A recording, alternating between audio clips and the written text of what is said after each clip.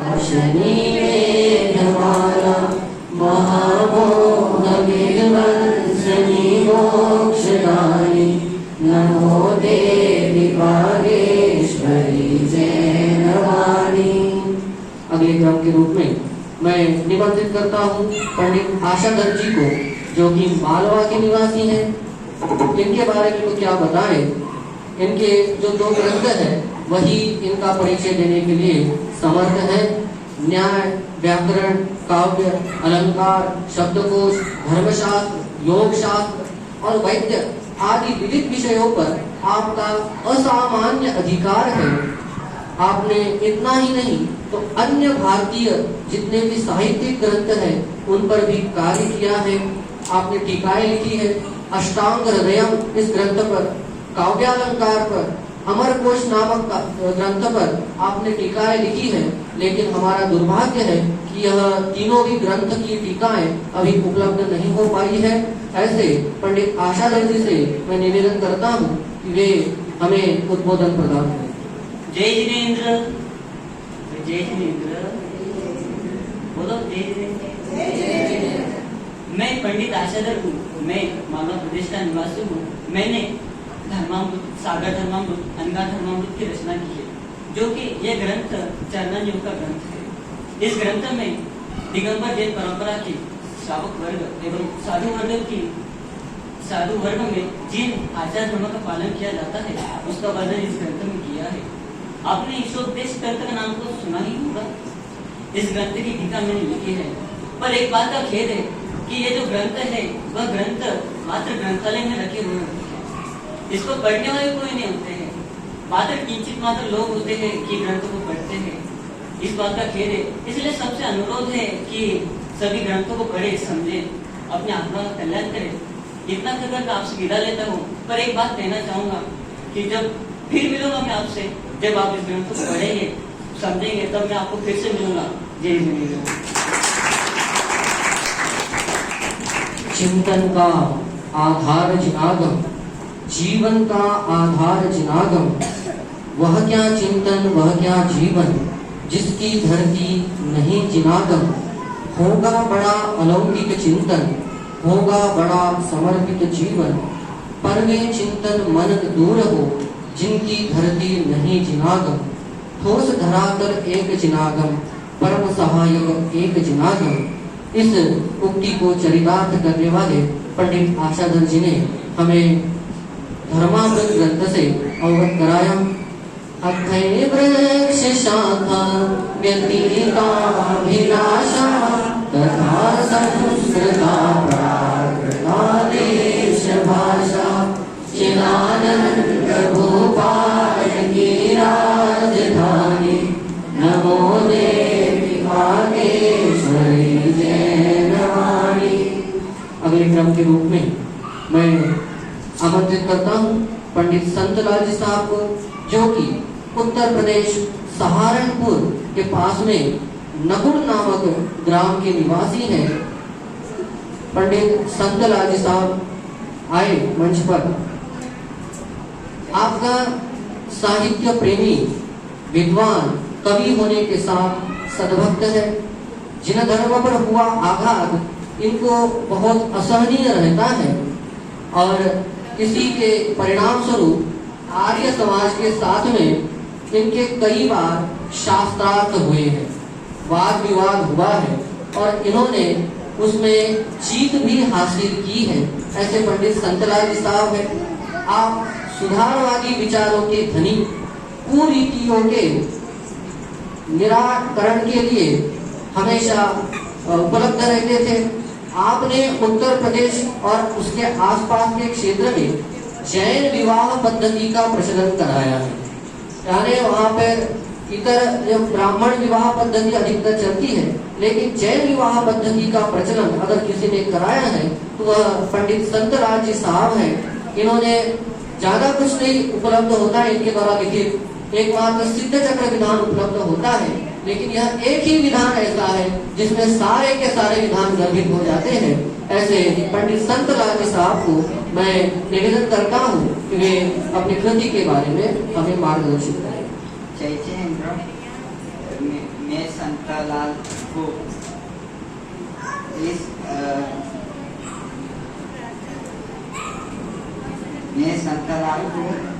मैंने सिद्ध चक्रवर्तान की रचना की है। इस सिद्ध चक्रवर्तान में मैंने सिद्ध भगवानों के गुणावाद के साथ साथ रचना के लिए यह इस ग्रंथ में 8 पूजन है। यह ग्रंथ में 47 छंद है। इसमें पहले प्रतान में 8, दूसरे पूजन में 16, तीसरे पूजन में 32 ऐसे ग्रंथ है। जय जी। विद्वत्वं विजानाति विद्वत्वं च परिश्रमं बंध्या किं विजानाति महती प्रसव वेदना। एक विद्वान तैयार होने में जितना कष्ट लगता है, जितना प्रयत्न करना पड़ता है, अगर किसी बालक रहित माता को पूछा जाए, माता तो कहलाएगी नहीं हो, तो उसको अगर पूछा जाए कि प्रसव के समय क्या पीड़ा होगी तो क्या बताएगी। वैसे ही जो विद्वान नहीं है वह इस बात का अंदाजा नहीं लगा सकते कि विद्वान होने में कितना परिश्रम करना पड़ता है। इसी उक्ति को चरितार्थ करने वाले पंडित संतलाल जी साहब ने अभी हम सबके समक्ष ग्रंथ का परिचय प्रस्तुत किया। समाधान रूपा अनुपा अक्षुद्रा अनेकांत शास्त्राद्वादांत मुद्रा विनाश तदादा दशांगी बखाने नमो देवी बागेश्वरी जैनवाणी। इसी क्रम में अगले विद्वान के रूप में मैं आमंत्रित करता हूँ पंडित बनारसी दास जी को, जो कि जौनपुर के निवासी हैं। इनके व्यक्तित्व के बारे में तो क्या बताना, आप महाकवि तुलसीदास के समकालीन रहे हैं। इनके जीवन में अत्यधिक उतार चढ़ाव रहा है, चाहे आर्थिकता संबंधी हो, चाहे पारिवारिकता संबंधी हो। पारिवारिक आर्थिकता में तो कभी कभी इतनी संपत्ति थी कि बहुत सारी अंदाजा नहीं लगा सकते, और जब विपत्ति थी तो इतनी थी कि खाने के लाले पड़ जाए। पारिवारिक विपत्तियां ऐसी थी कि 3 शादियां करनी पड़ी। 3 शादियों से इनके 7 पुत्र और 2 पुत्रियां हुई, लेकिन दुर्भाग्य देखो ऐसा कि एक भी नहीं बच पाए। इतने सारे प्रतिकूलताओं में भी तत्व ज्ञान से विचलित नहीं हुए। ये हमें प्रेरणा देते हैं कि जीवन में हमें किस प्रकार से रहना चाहिए। इनकी जो कृतित्व है, यह कृतियां, एक तो अर्थ कथानक एक ऐसी कृति है कि वह कृति हिंदी साहित्य की सबसे पहली कृति, हिंदी पद्य साहित्य की सबसे पहली कृति पंडित बनारसी दास जी साहब ने लिखी हुई है, जो अभी भी उपलब्ध होती है।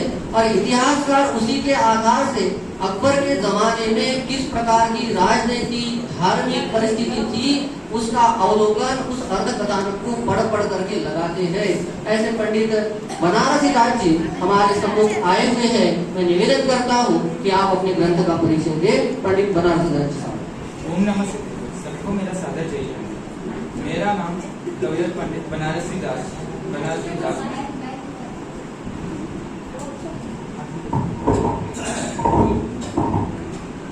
ओम नमः शिवाय। सबको मेरा सादर जय। मेरा नाम कबीर पंडित बनारसी दास है। मैंने यह समयसा नाटक ग्रंथ की रचना की है। मैंने यह ग्रंथ आत्मकथादी टीका ग्रंथ के आधार पर मैंने की है। इसमें टोटल 15 अधिकार और 616 पद है। और यह ग्रंथ समयसा नाटक समयसार जैसा ही है। यह ग्रंथ समयसा नाटक आत्मकथादी टीका के अनुसार प्रख्यात है। और इसे हम शुद्ध हिंदुस्तानी भाषा में और यह बहुत सरल भाषा में लिखी हुई है। और जो हिंदी भाषा नहीं हो सकता वो भी पढ़ सकता है। इतनी सरल भाषा में यह लिखी हुई है। तो सब लोग इसका स्वाध्याय करें और इसका मनन चिंतन करें। इसी मंगल भाषण में अपना पूज्य गुरुदेव श्री इन विद्वानों का जब भी उनके मन में उनके प्रति अहोभाव आता था तो गुरुदेव श्री कहा करते थे, आ बधा तो मोक्ष ना मोती छे, खरो प्रचार तो आ बधा लोग करे छे। ये विद्वानों के बारे में उनके उद्गार रहा करते थे। और वास्तव में ये अगर विद्वान नहीं होते तो हम बहुत सारे तत्व ज्ञान से अनभिज्ञ रह पाते रहते। ऐसे ये हमारे विद्वान हैं। अकोपा अमाना अदम्भा अलोभा शुद्ध ज्ञान रूपी मति ज्ञान शोभा महापावनी भावना भक्तमाने नमो देवी भागेश्वरी जयवाणी। अगले विद्वान के रूप में मैं आमंत्रित कर रहा हूँ पंडित दीपचंद जी कासलीवाल साहब को, जो कि सांगानेर निवासी है। आपका संस्कृत प्राकृत के उच्च कोटि के विद्वानों में आपका नाम आता है। आपने पद्यात्मक 7 रचनाएं लिखी हैं। अनुभव विलास, स्वरूपानंद, ज्ञान दर्पण, उपदेश सिद्धांत रत्न, अध्यात्म 25, आरती, विनती, ये तो पद्य रचनाएं हैं। और इसके अतिरिक्त गद्य रचनाएं भी मिलती है। गद्य यानी जो जिसको अपन गा नहीं सकते, पढ़ सकते हैं, ऐसे आत्मावलोकन, चित्तविलास, भाव दीपिका, अनुभवानंद, स्वरूपानंद, गुणस्थान वेद। इनके बारे में तो ऐसा कहा जाता है कि ये बताना तो चाहते थे लेकिन सुनने वाला कोई इनको मिलता नहीं था। तो उन्होंने एक उसमें ऑप्शन निकाला, एक उसमें से रास्ता निकाला। क्या रास्ता निकाला? मैं तो लिख करके जा रहा हूँ, जिसको भी अपना कल्याण करना हो इसको पढ़ करके तुम अपना कल्याण कर लेना। मेरी भावना तो है लेकिन सुनने वाला कोई मिलता नहीं है। इस प्रकार की भावना वाले ये पंडित दीपचंद जी कासलीवाल साहब रह चुके हैं। मैं निवेदन करता हूँ पंडित दीपचंद जी कासलीवाल साहब से कि वे अपने अनुभव प्रकाश नामक ग्रंथ के बारे में हमें बताएं। सभी को सादर जय जिनेंद्र। सभी को सादर जय जिनेंद्र। सभी को सादर जय जिनेंद्र। मैं दीपचंद जी कासलीवाल हूँ। मैंने जीना गम की आलोक में अनेक रचनाएं की। 7 रचनाएं गद्य में की और शेष 8 रचनाएं को पद्य में लिखा। मैं आज आत्मा को प्रकाशित करने वाला ग्रंथ अनुभव प्रकाश हूँ। अनुभव प्रकाश के अनेक अधिकार है। अधिकार क्रमांक 1 साध्य साधक अधिकार, अधिकार क्रमांक 2 देवाधिदेव अधिकार, अधिकार क्रमांक 3 ज्ञान अधिकार, अधिकार क्रमांक 4 गेय अधिकार, अधिकार क्रमांक 5 निर्धर्म अधिकार, अधिकार क्रमांक 6 अनुभव वर्णन, अधिकार क्रमांक 7 समाधि वर्णन। सभी को जय जय। अध्यात्म की वीणा लेकर द्वादशांग की सरगम छेड़ी, अध्यात्म की वीणा लेकर द्वादशांग की सरगम छेड़ी। एक नाम ही शुद्धात्म का, निजानंद का, चिदानंद का, निजानंद का, चिदानंद का। इस उक्ति को सार्थक करने वाले पंडित दीपचंद जी कासलीवाल साहब ने अभी हमारे सामने अनुभव प्रकाश नामक ग्रंथ का परिचय दिया। अतीता अजीता सदा निर्विकारा, विषय वाटिका खंडनी खड्गधारा, पुरा पाप विक्षेप करती कृपाणी, नमो देवी वागेश्वरी जयवाणी। इसी विद्वानों के क्रम में अगले पंडित जी हमारे सामने आ रहे हैं। पंडित जयचंद जी छाबड़ा साहब, आप जयपुर के पास में ही फागी नामक ग्राम के निवासी हैं और विक्रम की 18वीं 19वीं सदी में आप भारत भूमि को प्रसिद्ध कर रहे थे।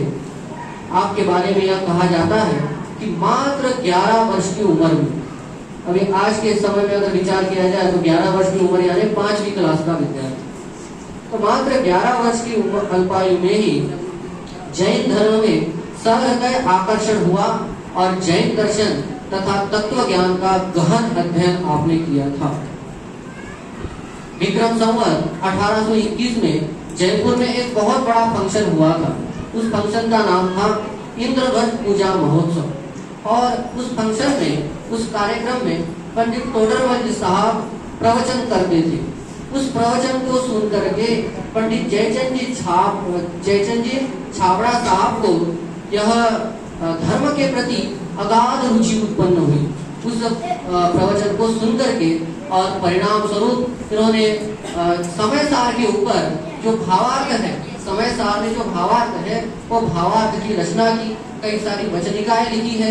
मैं निवेदन करता हूँ पंडित जयचंद जी छाबड़ा साहब को वे अपने ग्रंथ के बारे में हमें अवगत कराएं। सभी को जय जिले। मेरा नाम जयचंद छाबड़ा है।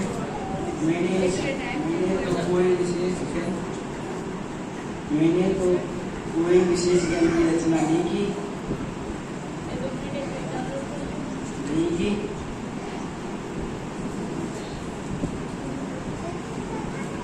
परंतु समय सार ग्रंथ में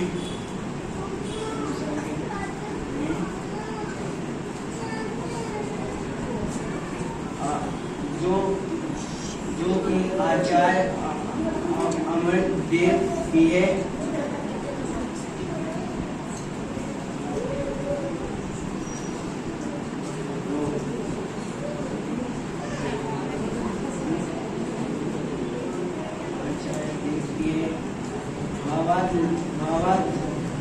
लिखे और उनका अध्ययन करे। स्वयं ज्ञान का कोई भरोसा नहीं है, न जाने कब कौन सा स्कूल ढीला हो जाएगा। ऐसे ही वहाँ पर तो बहुत अच्छे से सुना रहे थे, यहाँ पर हो सकता है भीड़ देख करके थोड़े से घबरा गए हो। और बड़े बड़े लोगों का ऐसा होता है, इसलिए इसमें कोई आश्चर्य नहीं है। जिनकी आत्मा एक समय सार है, जिनकी आत्मा एक समय सार है, जो स्वयं जीते जागते समय सार है, ऐसे पंडित जयचंद जी छाबड़ा साहब ने अभी अपनी कृति के बारे में हमें अवगत कराया। अगाधा अबाधा निरंगा निराशा अनंता अनादि शरीकर्मनाशा निशंका निरंता चिरंता भवानी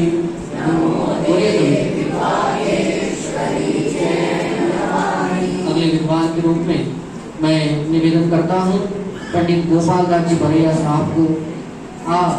आगरा के निवासी हैं और क्या बताएं इनके बारे में।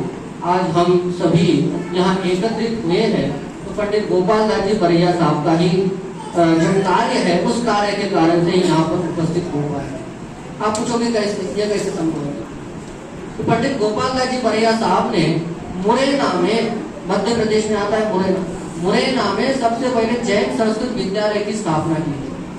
और उस विद्यालय में कई सारे विद्यार्थी पढ़े लिखे सीखे विद्वान बने। और उन विद्वानों में ही हम सबके गुरुनाम गुरु जिनको कहा जाता है, डॉक्टर हुकुमचंद जी भारिंग साहब, पंडित रतन चंद जी भारिंग साहब, वहाँ के ये विद्यार्थी हैं। और उन्होंने स्वयं यानी खुद एक अलग से ऐसा विद्यालय निर्माण किया। और उस विद्यालय से निकले हुए जो विद्यार्थी हैं, फिर उन्होंने बांसवाड़ा, कोटा, उधर वो ज्ञानोदय, इधर वो शाश्वत धाम, ऐसे अलग अलग जगह पर ऐसे विद्यालय स्थापित किए। तो मूल में अगर जाया जाए तो मुरैना, वहां से स्टार्टिंग हुआ है इस चीज का, जिसकी स्थापना जो है वो पंडित गोपाल दास जी बरैया साहब ने की। आप अपनी अप्रतिम प्रतिभा के कारण से बिना गुरु के ही, यानी गुरु का इन्होंने आश्रय नहीं लिया, अपनी इतनी उनकी प्रतिभा थी, उस अप्रतिम प्रतिभा के बल पर बिना गुरुगम के जैन दर्शन के अनेकों ग्रंथों का अध्ययन और उनके रहस्यों को हृदयंगम किया है। और जैन साहित्य के अध्ययन हेतु श्री भारतवर्षीय दिगंबर जैन परीक्षालय की स्थापना भी आपने की है। मैं निवेदन करता हूँ पंडित गोपाल दास जी बरैया साहब को वे हमें अपने ग्रंथ से अवगत कराएं। सभी को मेरा स्वागत है जिलेंद्र। मेरा नाम पंडित गोपाल दास बरैया है। मैंने श्री जैन सिद्धांत प्रवेशिका नामक ग्रंथ लिखा है। ग्रंथ लिखने का एकमात्र यह कारण है कि जिनागम में 4 अनुयोग आते हैं। प्रथमानुयोग, करणानुयोग, चरणानुयोग और द्रव्यानुयोग। और ये चारों अनुयोग जैन दर्शन के सैद्धांतिक पारिभाषिक शब्द है और ये जिनागम में आते हैं। परंतु इन सभी को ढूंढना असंभव नहीं है, इसलिए मैंने श्री जैन सिद्धांत प्रवेशिका नामक ग्रंथ में सभी परिभाषाओं को एकत्रित किया है। इस ग्रंथ में 5 अध्याय थे। प्रथम अध्याय द्रव्य गुण पर्याय, द्वितीय अध्याय कर्म का स्वरूप, तृतीय अध्याय जीव की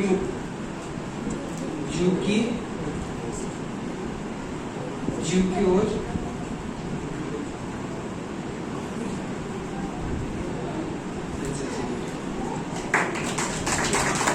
जब तक सूरज चांद जगत में भूमंडल चमकाएंगे, जब तक सूरज चांद जगत में भूमंडल चमकाएंगे, इतिहास तुम्हारे पन्नों से जिनवानी को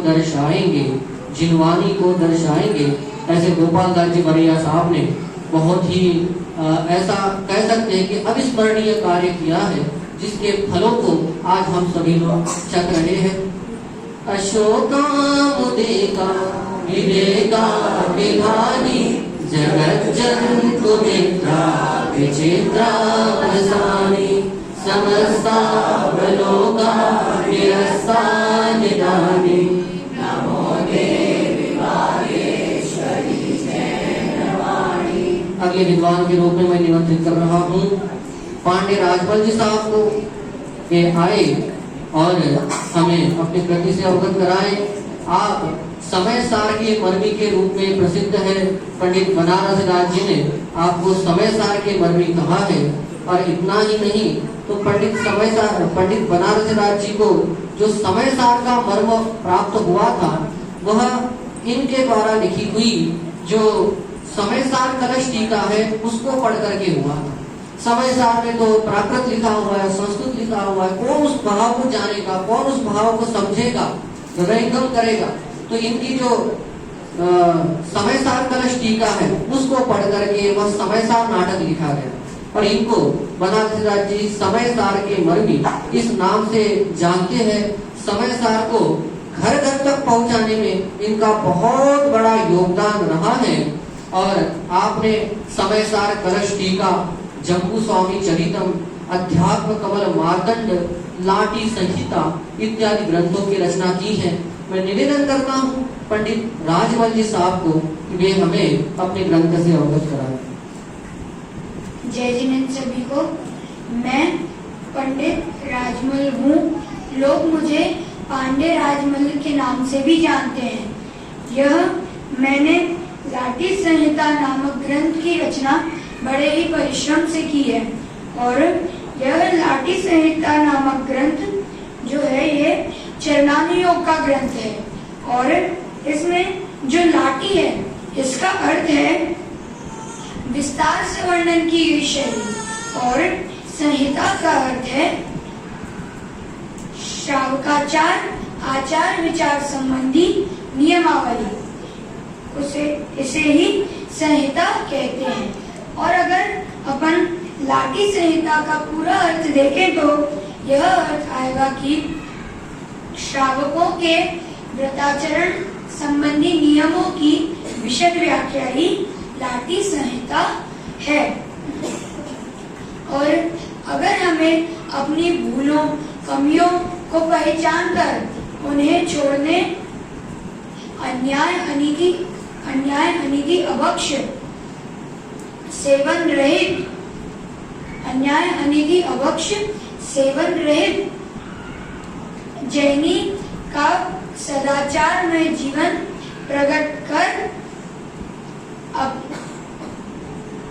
जीवन में जैन धर्म की प्रभावना शंकादि 25 मल दोष रहित निर्दोष सम्यक्त्व रत्न से अपने को सजाना है। अगर हमें अपने को निर्दोष सम्यक्त्व रत्न से सजाना है तो उसके लिए प्रत्येक आत्मार्थी को इस लाठी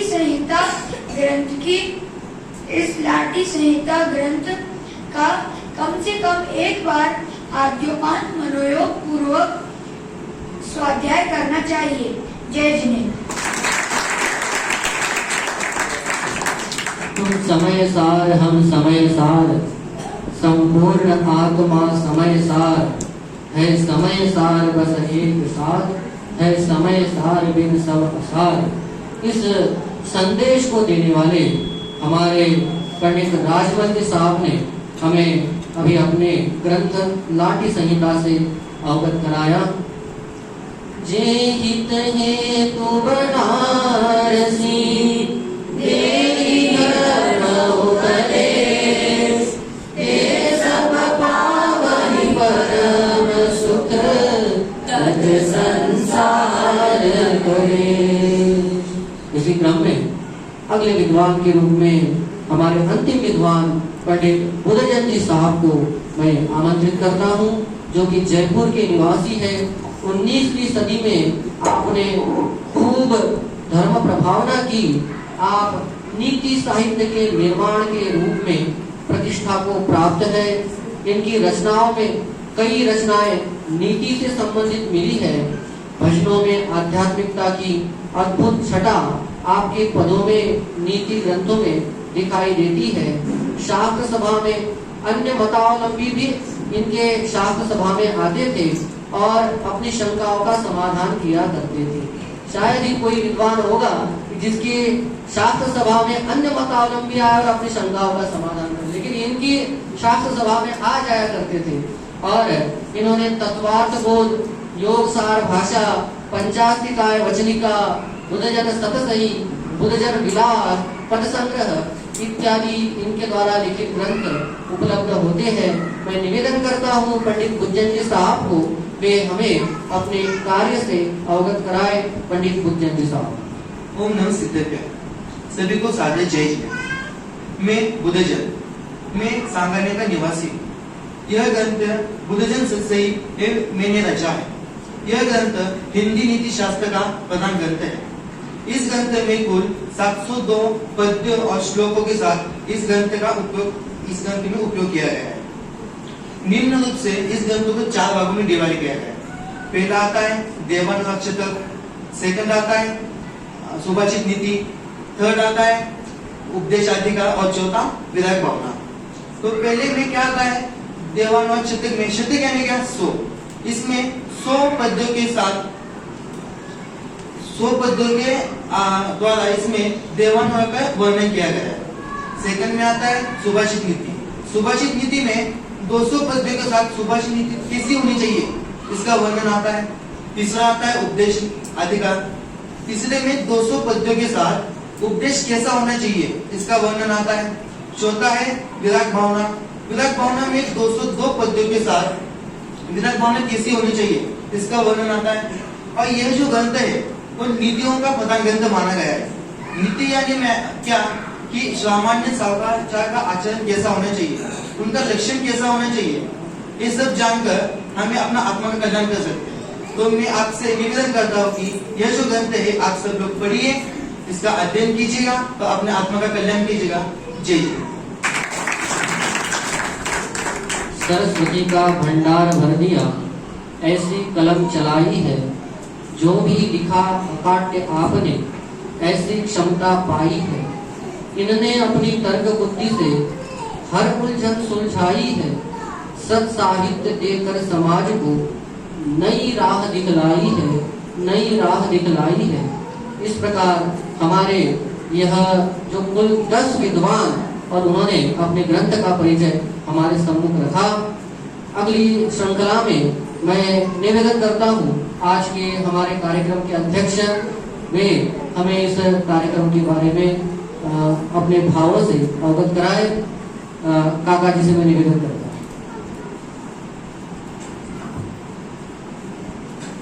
सभी को सादर जय जिनेन्द्र। कार्यक्रम बहुत ही सुंदर और वास्तव में ये विद्वानों के बारे में, उनके ग्रंथों के बारे में जो अपन को सूक्ष्म जानकारी प्राप्त हुई है, उसमें हम सभी ग्रंथों के परिचय से इसमें क्या विषय वस्तु, कैसी विशेषता, कौन कौन विद्वान कौन से समय में हुए, ये बहुत अच्छा पुरुषार्थ किया गया विद्वानों के बारे में बताने का। और हम सबको ये प्रेरणा लेनी चाहिए कि विद्वानों के ग्रंथों के माध्यम से हम स्वाध्याय करें। और सभी विद्वानों की यही प्रेरणा थी कि कोई नीति शास्त्र में पालन करते, कोई आध्यात्मिकता में, कोई विषय पद्य में, कोई गद्य में, कभी किसी विशिष्ट परिस्थितियों में जैसे टोडरमल के साथ जो घटना हुई, तो इन सब बातों से हमको ऐसी मजबूती प्राप्त करनी है और स्वाध्याय के प्रति ऐसी प्रेरणा लेनी है। और इन सभी विद्वानों के जो ग्रंथ हैं सबने अपने को प्रेरणा दी है, इसलिए कार्यक्रम को बहुत ही सुंदर और बहुत ही प्रेरणादायक और बहुत ही स्तुत्य ये कार्यक्रम रहा है। सभी को सादर जय जय। धन्यवाद। इस कार्यक्रम में टोडरमल जी के रूप में मैं जिस विद्यार्थी का नाम लूंगा वो विद्यार्थी अपने सामने खड़ा हो जाए।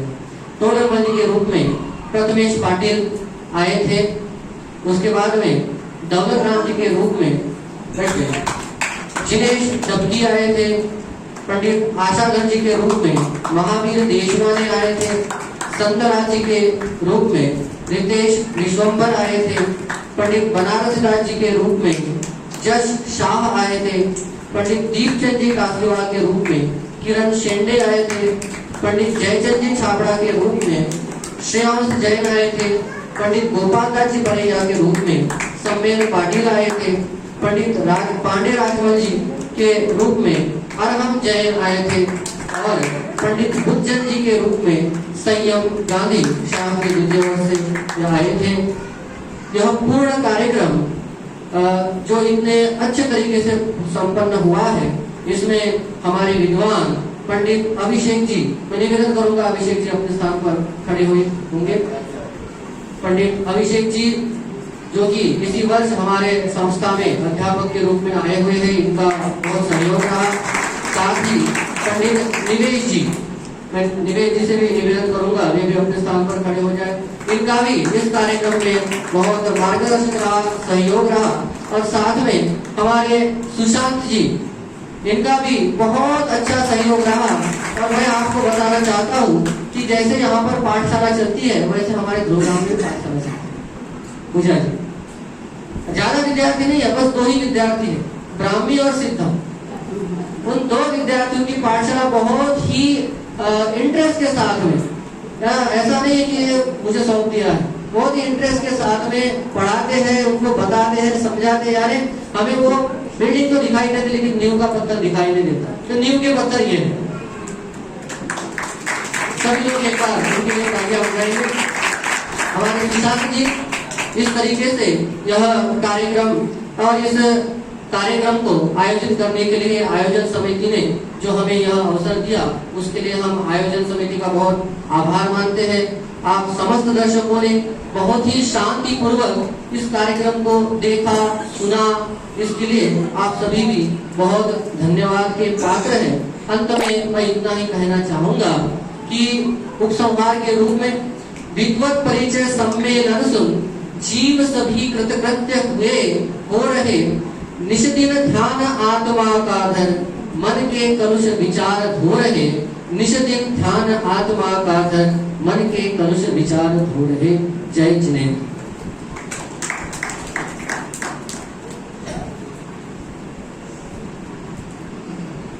सभी को मेरा सादर जय जिनेन्द्र। मैं सतीश जी भाई साहब से एक बात कहना चाहूंगी कि उन्होंने अभी बताया कि पाठशाला में सिर्फ 2 ही बच्चे हैं, तो मैं पूरी सभा को ये बात बताना चाहूंगी कि ये 2 ही बच्चे भविष्य में जाकर 200 विद्वान का रूप धारण करते हैं।